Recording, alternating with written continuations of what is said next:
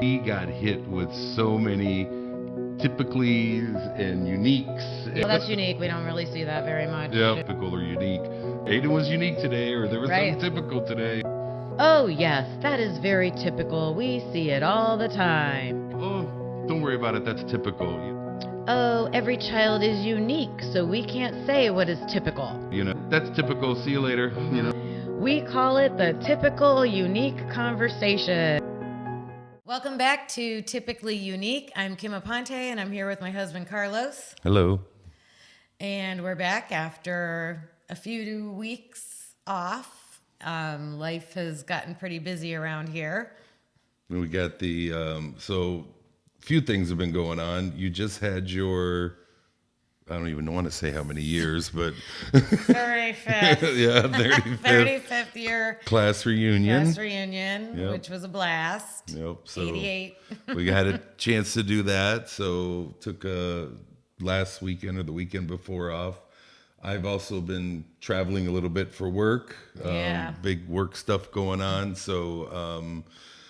So yeah, nothing that I can talk about just yet, but yeah, a lot of things happening at work. So took a couple work trips and been busy with that. But I think the big fun news is we're getting the what we call Aponte Island. Aponte Island. Which is our backyard, which was dubbed Aponte Island a few years ago, and especially during COVID, it was our staycation destination. And so we're getting a fireplace put in the backyard. Yeah, so, new patio. Yeah. It's looking really nice back there, but it's been a long time coming. Yep. I mean, literally, we waited like 18 months to get this done, and I'm like, they'll come when summer's over. We just thought all the summer holidays would pass us by before they ever get this done. But but I think one of the good things about the backyard that we're doing gives us a chance to socialize a little bit more. We've kind of let it go a little bit, and because we're waiting for this construction to happen, and finally is happening. So gives us a chance to invite some people over. Yeah, I like to garden, and I didn't do a full garden this summer because that's part of our area back there. So I didn't know what all they were going to be doing. So I just kind of put that on halt. But yeah, it's looking so nice. And if you're on TikTok, I did post a couple video clips of the construction that's going on back there. So you can go check that out. Yep. And Kim is officially the supervisor manager of all the work that's happening back there. So she's doing a fantastic job of that. And, every time. Director. Yeah. Every time I go back there and they ask me a question, I'm like, I got to talk to the director. The director is in charge. So, but I think we're going to start off to kind of catch us up a little bit. Aiden has had the transplant. We're just waiting for a few goals and milestones to happen, get some counts. He has to, do a few things, but, so he just started to kind of come out of that, where he was sleeping all the time and pushing his morphine button, and, he'd wake up for an hour, they'd walk him around a little bit. But now he's been awake a little bit longer. He can, he's starting to get some counts, so his body's starting to fight things. And I caught him one day outside the room, which was fantastic.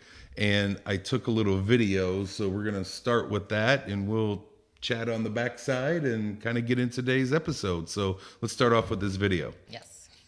All right, today's T plus 20. So 20 days after transplant, and me and Aiden are sitting by the window. He's getting some sunshine. And show your hand with the rash there. Yeah. So it's got a little bit of a rash. We're trying to work through that. How do you feel today?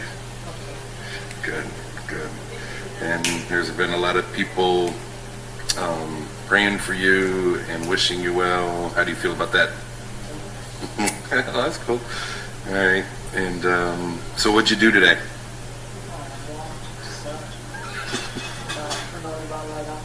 I know, yeah, about every single doctor. And what's been the word of the day today? The one word you've been saying over and over? you're bored. Oh, yeah. So, but yeah, he's been up and walking, doing good. All right. Any shout outs or anything? All right. Bye. So, I mentioned at the beginning that Aiden had that 1,000-foot stare, or those eyes, Crazy eyes. those crazy eyes, because he would just be, completely blank and, not show a lot of personality or anything. I mean, he was just, for lack of a better term, comatose. Coming out of that But- kind of a state. Yes. But finally he started to liven up a little bit. He started doing some things. But we're just on the cusp. He kept saying in that video, I want to go home. I want to go home, and like there were a lot of things that were kind of going on to help us get home. Right. Yeah, when I watched the previous episode back and, we were talking about, we just have to do these things to go home. But when you saw the condition he was in that video, I mean, it wasn't easy. It was try to take some sips and see if you can stomach that. Mm-hmm. And it took a very long time for him to start eating. And it was my mom's cookies that she made. That was the very first thing that he ate. So we had these like special moments along the way that, that was the very first thing that, he nibbled on to try to eat. And we took a couple pills finally, I remember the first day that he asked to go to the game room. Mm-hmm. That was a huge milestone to just, first getting him awake and sitting up enough and then wanting to actually leave the room and go down. And, I'm not reading all these journals, even though I had a ton almost every single day. But you saw his condition in the video, and the day that he asked to go to the game room, he's looking like he looked in the video. And we go down there, and like there was a dad down in there, and he was just like watching the news or something on the TVs. And Aiden wanted to, use the TV to play his video game. So we kind of had to wait. So we just kind of hung out in the back, and we're just kind of waiting our turn for the TV to free up. And this other teenage boy was in there, and a patient. Yeah. Yes. And he coughed. So, I'm like, I perk up like, a cough. And I'm like, oh, let it go. Sometimes medicines can cause that, but like after like the sixth time, I was like, are you sick?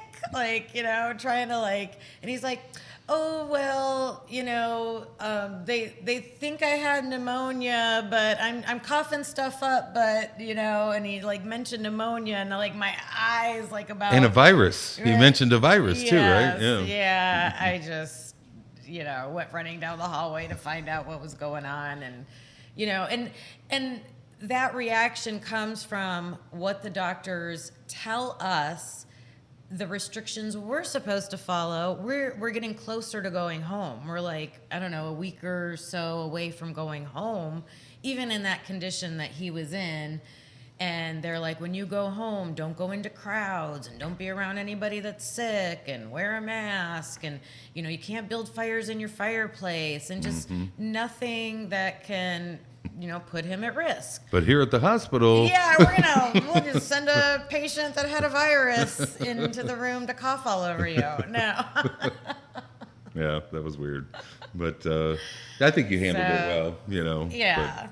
So those were the kinds of things that, and the condition that he was in leading up to getting to go home. So this is May 7th, 2012. And I'm just going to hold this up because there is a photo of him finally at home. First thing he did, and that's my post. That's all I wrote. Aiden is home. And I was like, I'll update you later. Details tomorrow. But he would get home, walk around the house, check it out, and then just set up his video games because he wanted to get in contact with his friends. Yeah. So I updated everybody the next day.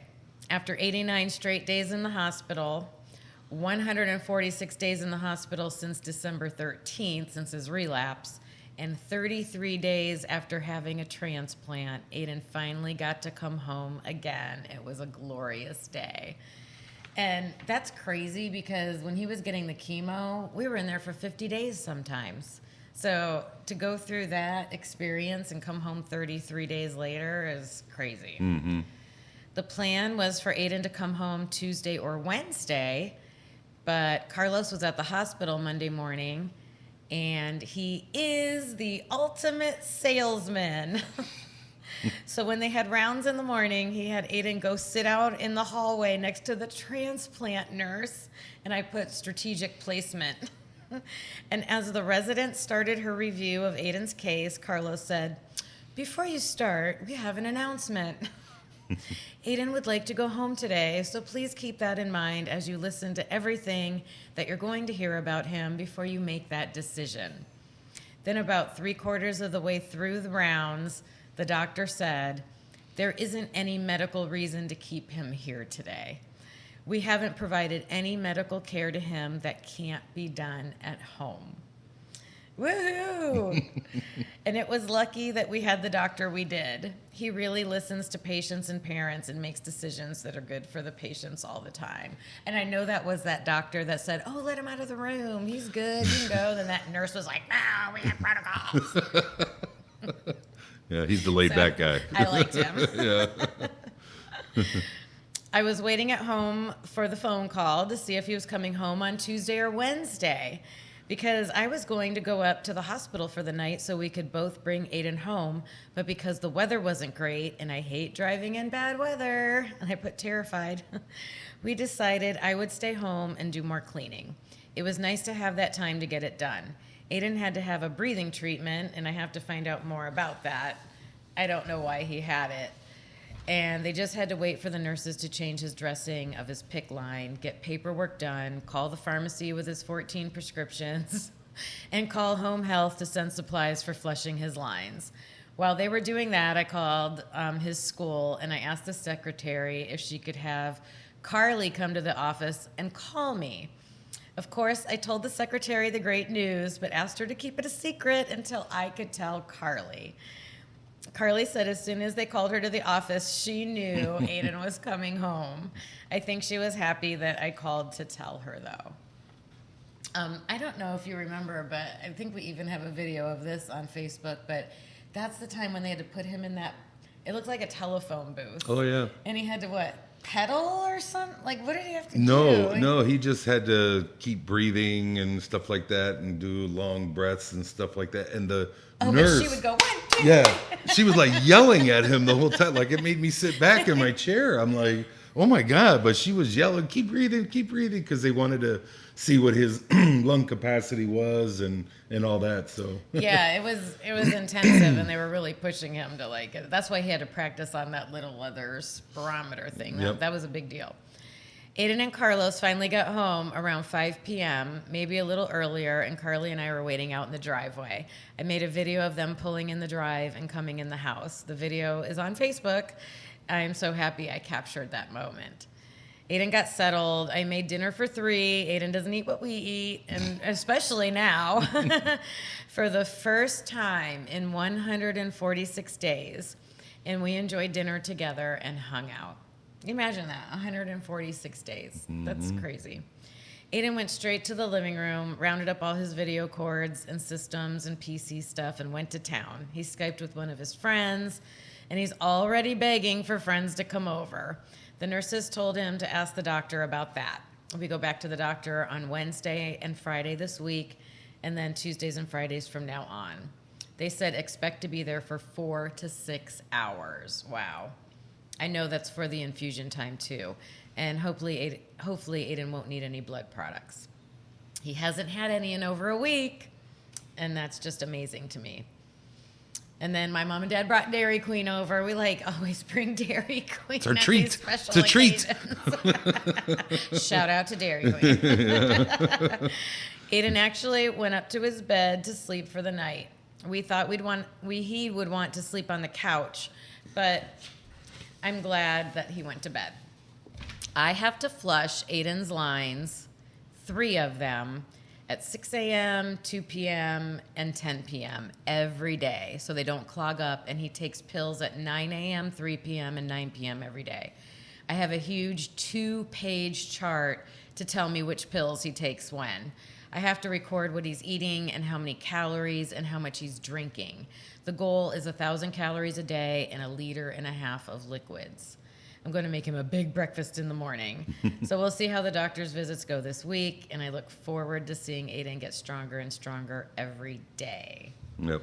And this was my brother's birthday. And Yeah. he came home on my brother's Came birthday. home Yeah. on, yep, May his 8th. uncle's birthday. But, about the counting the calories, we did that in the hospital, so we kind of knew how to make sure we were checking everything that he was taking in and all that. So we were pretty familiar with that. I think we even had some charts that you probably made up or we stole from the hospital that we would use. But they were always concerned that he would retain water or something. But I don't think that was ever a problem with him when he came home. So No, they and- put him on Lasix a few times, but never at home, right? Yeah.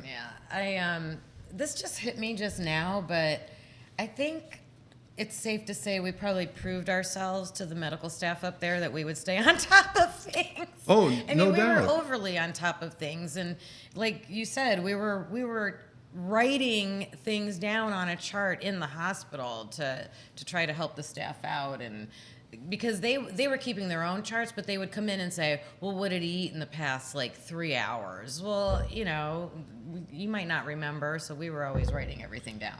And I don't know if you saw a lot of this, but I did, because we were always at rounds every morning.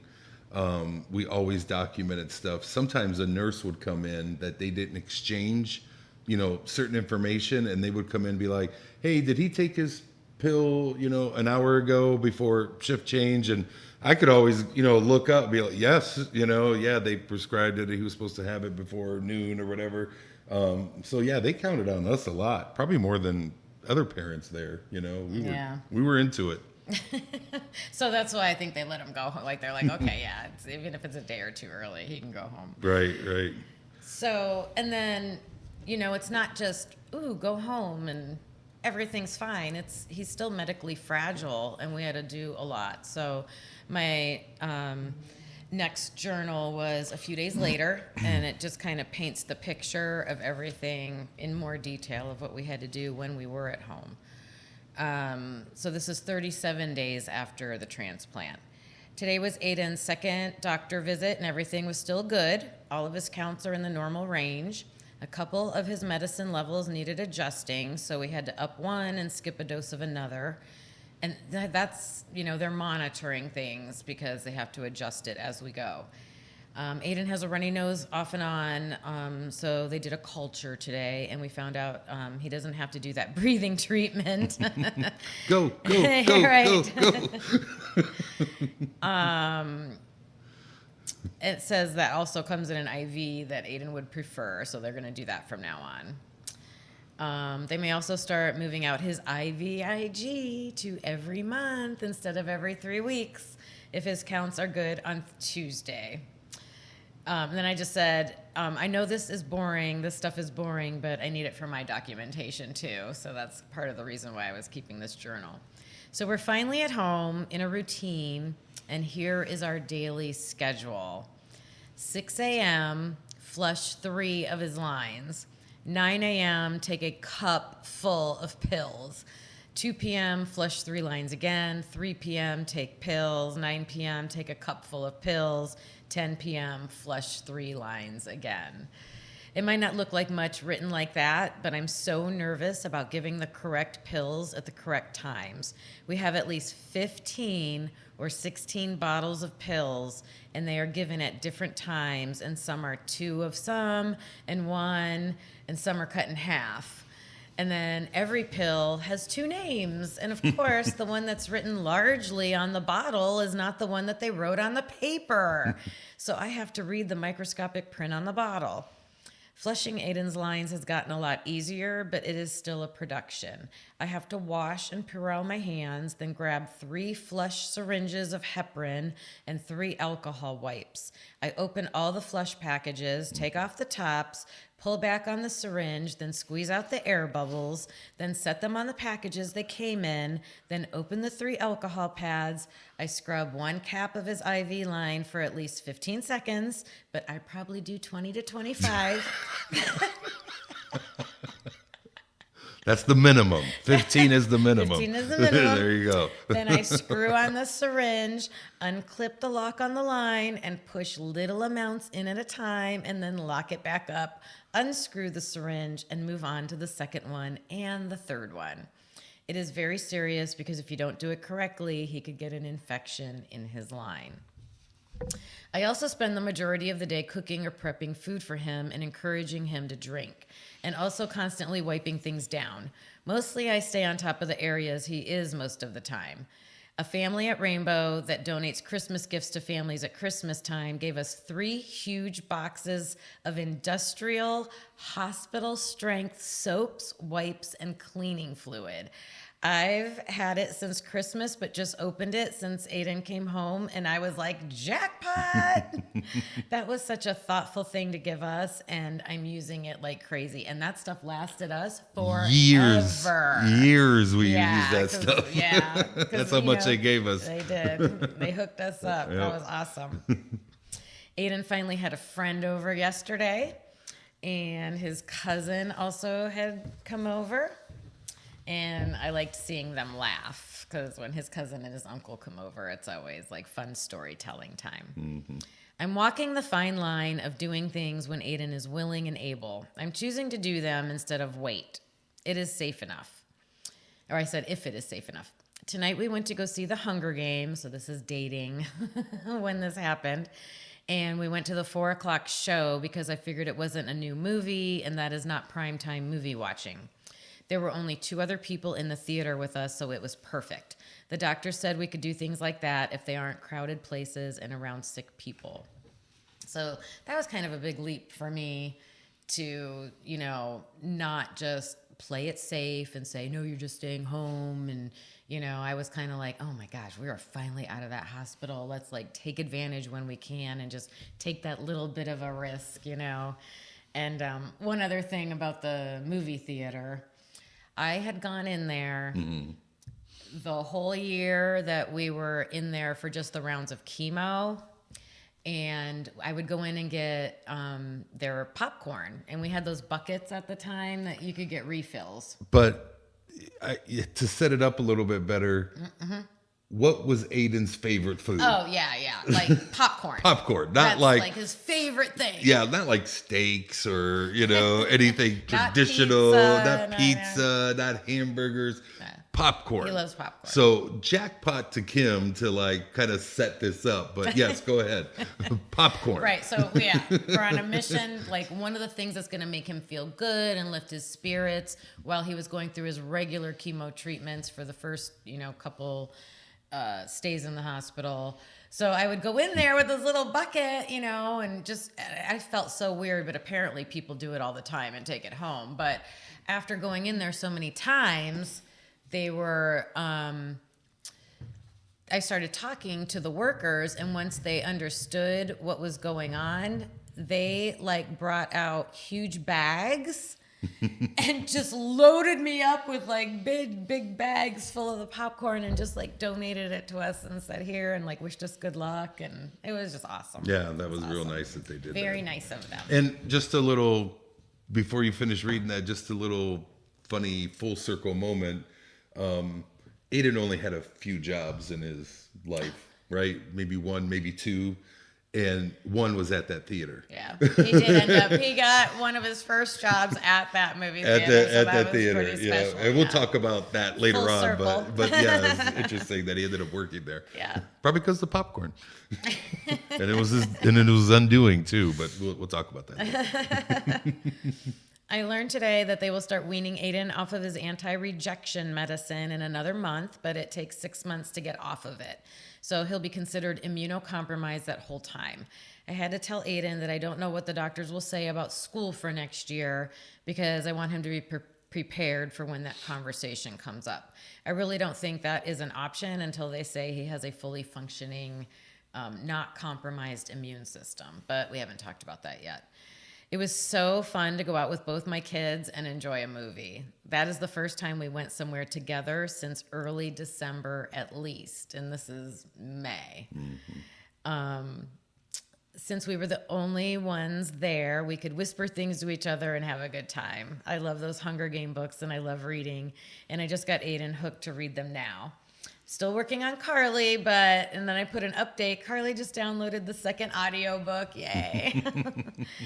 I'm just still so impressed on how well Aiden is doing. I've read numerous blogs by other parents and patients that have had transplants, and although I hoped for this kind of response from him, I didn't expect it, and he has surpassed anything I hoped for.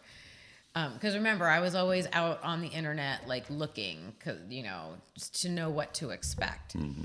When we were in the doctor's office, Aiden kept saying he was hungry, and the doctor thought that was just amazing. I mean, just to feel hungry is an accomplishment, let alone to actually eat and keep something down. So he was eating like eggs and pancakes and things like that, but he even started to say he wanted to try pizza, and he had like never eaten anything like that. So we were like, oh, maybe there's some other things going on here. Whatever that bone marrow transplant put in his body, it gave him a little something extra there. So yeah. Yeah. So when I read those other blogs by parents of children who had gone through this, these kids, I read about kids having to go home with feeding tubes and IV nutrition, or only being able to stomach liquids for a while and having no appetite. So it was really good that he was in the place that he was. Yep. So to be 37 days after having a whole new blood system put into your body, I would say he's doing amazing. This is going to be the best Mother's Day weekend ever, just to be home with my family. So I just said Happy Mother's Day to everybody. Yeah, that's, so at that point, we finally feel like, wow, this is, he is on the true road to recovery. I mean, he is doing much better than we expected, especially when he relapsed.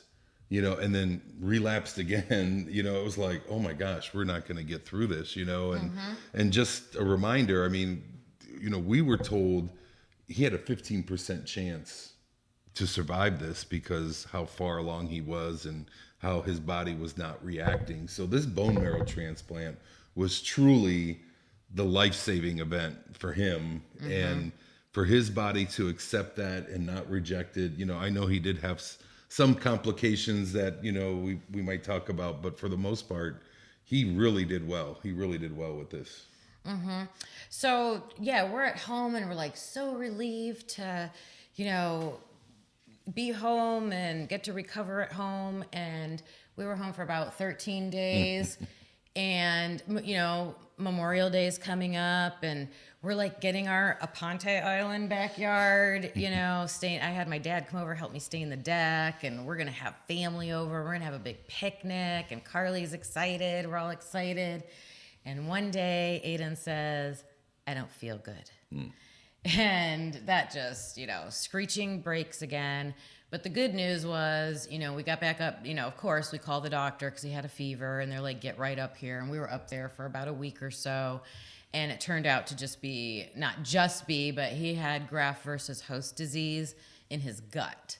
So it was really affecting him being able to keep things down. He was super nauseous, and your body gets a fever because it's fighting, right? It's like, it's like that new immune system. And so at least we found out what it was, and it was treatable, treated that, went back home. And, that would happen over the next year with a few other things. Like he had that PICC line in his arm, and one day his arm was like swollen, and we're like, oh, and you're just trucking along, everything's going good. And then one day you see an arm out to here, and he had a blood clot.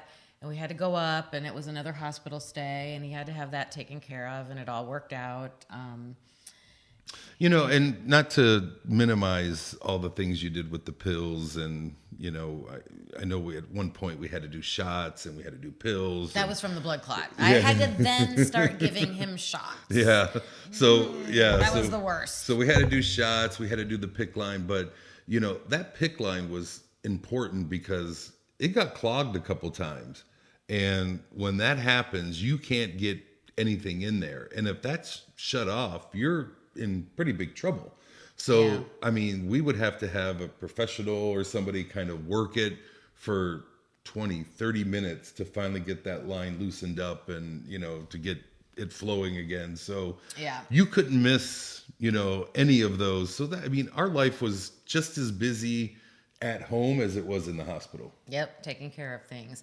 And from that clot, I had to give him blood thinner shots like all summer long. I was terrified of that. I was like reaching out on Facebook, and all my nurse friends were like, "I'll come over and help," because I just get queasy at it. But I did it. I learned to do it. Well, and to back up on that, so I had done all the training initially for just like the PICC lines and certain things. But when Kim took him up to the hospital, someone needed to be trained to give him the shot. Well, I wasn't there for that visit. So she's like, I don't want to have to I'm do like, this. I don't want to do it. But it was that, or, come home and her do it, or stay in the hospital, or, and yeah, she powered through. But I'm glad I didn't have to do those. Yep, you gotta face your fears and do what you gotta do. That's right. That's right. Yeah, there were other things along the way. He had to take this funky tablet pill that I had to get a special blender for, and I had to mash it in this blender, and I even forget what that was for. I don't but know. You muddled the heck out of that pill, though. And you had to drink it. You had to put it in liquid and drink it, and it was nasty. I mean, just all kinds of things that over the next year that we dealt with. But the great news was... Well, before we get to the great news, the unfortunate part was he couldn't go to school. You kind of teased that a little bit earlier that, we're going to try to find out from the doctors if he could go to school. They quarantined him from school for a full year, right? So he would have been a freshman? He would have been a freshman. He would have. Yeah. And he missed that. And he had missed that whole year. So he did homeschooling and, we had some issues with that, but we made it through. But then he didn't get a chance to go back to school until the year after that. So that was kind of tough because he already missed, some junior high school and some of that. But missed his whole 7th grade year, half his 8th grade year, his whole freshman year. I mean, just the delays, the development that you go through socially during those times, I was very concerned about that. Yeah, and rightfully so. In hindsight, we ended up dealing with some things because he was socially interacting with people as an 11, 12-year-old, maybe a 12, 13-year-old, and then no interaction, on a big social level, except for Skype on occasion or something, but then trying to reintegrate, with people who, knew him, but they didn't know him. They knew his story, but they didn't know him. But the great news and all that, and we'll talk about a lot of that stuff a little bit later on, but I think the great news in all this was he's cancer-free. Yep. He is cancer-free, and he is showing signs of recovering.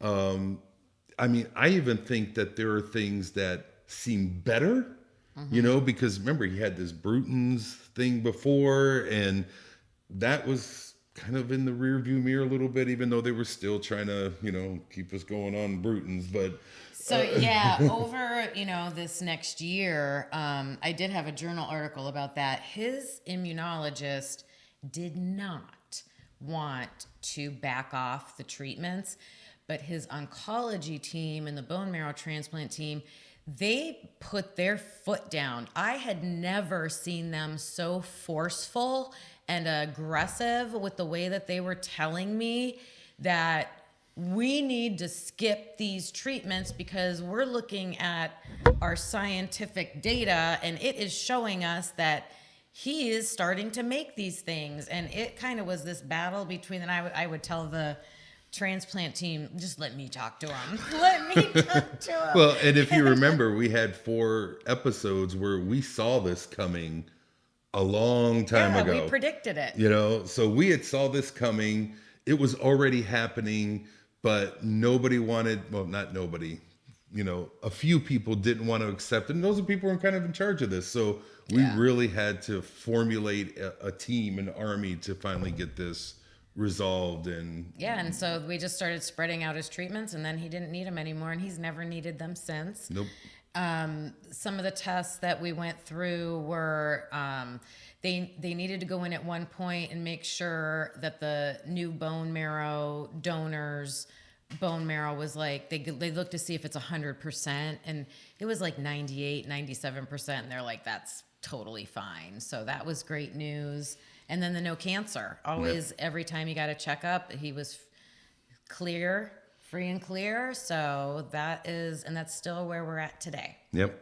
Still we're at today. No cancer, and no issues. And even the crazy thing is, at one point, when Aiden turned 18 and he was emancipated and kind of wanted to do his own thing, he's like, I'm not taking any more pills. He's done. I'm done. And they were like, oh, you can't do that, and he hasn't taken a pill in 5-6 years. Yeah, he's off doing his own thing and wants to live his life his way, but he is done with the medical institution, which it's gives me a lot of feelings about that, but it's his life, and he went through a lot. So Yeah, and maybe we could have a real talk sometime and talk about what has happened post-transplant, post-cancer, because a lot has, and Yeah. maybe we'll do an episode on that. And there's a whole lot just trying to reacclimate and get back in once he does go to school, and then living life after.